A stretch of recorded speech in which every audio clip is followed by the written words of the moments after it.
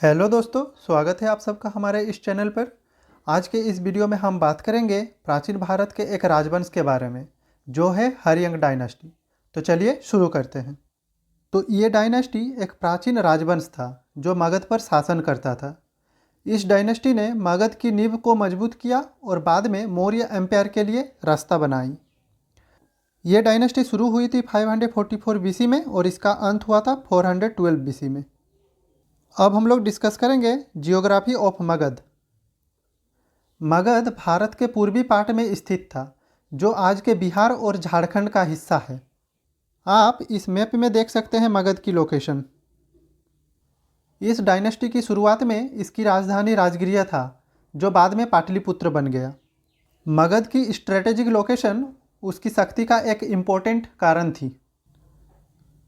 अब है founding of हरियंग dynasty. इस डायनेस्टी की स्थापना बिंबिसार ने लगभग 544 बीसी के आसपास की थी। उन्होंने अपने शादियों के माध्यम से डिप्लोमेटिक अलायंसेज बनाए, जैसे कोसला राजकुमारी से शादी।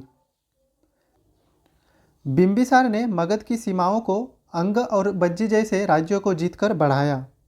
अब नेक्स्ट है important rulers of this dynasty.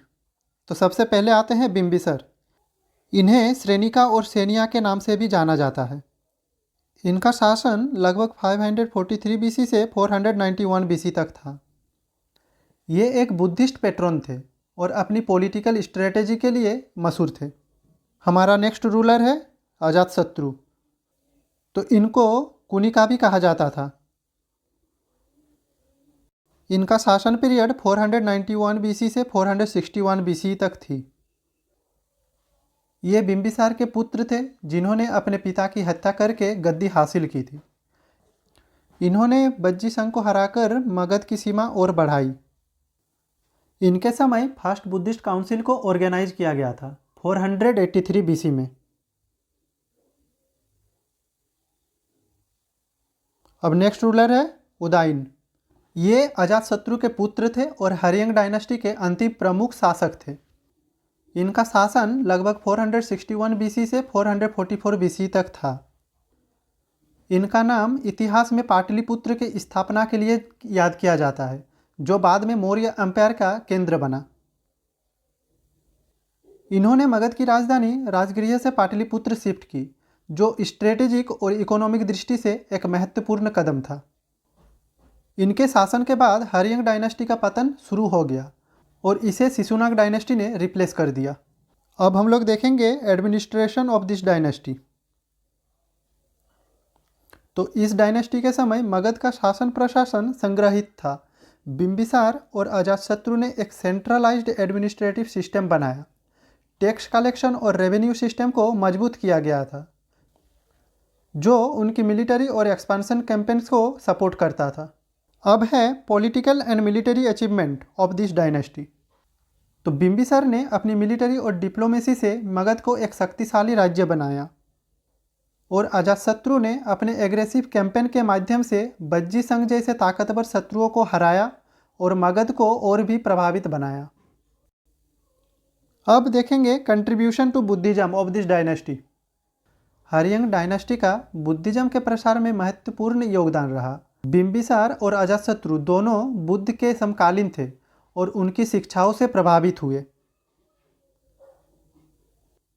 इन्होंने बुद्धिस्ट समुदाय को संरक्षण और प्रोत्साहन दिया। अब है सिग्निफिकेंस ऑफ हरियंग डायनेस्टी।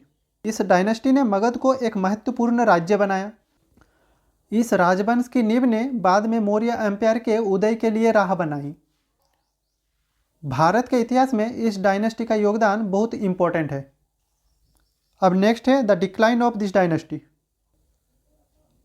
इस डायनेस्टी का पतन अजातशत्रु के बाद शुरू हुआ।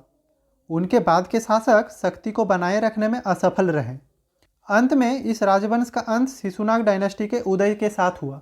इस डायनेस्टी के लास्ट रूलर थे नागा दशक।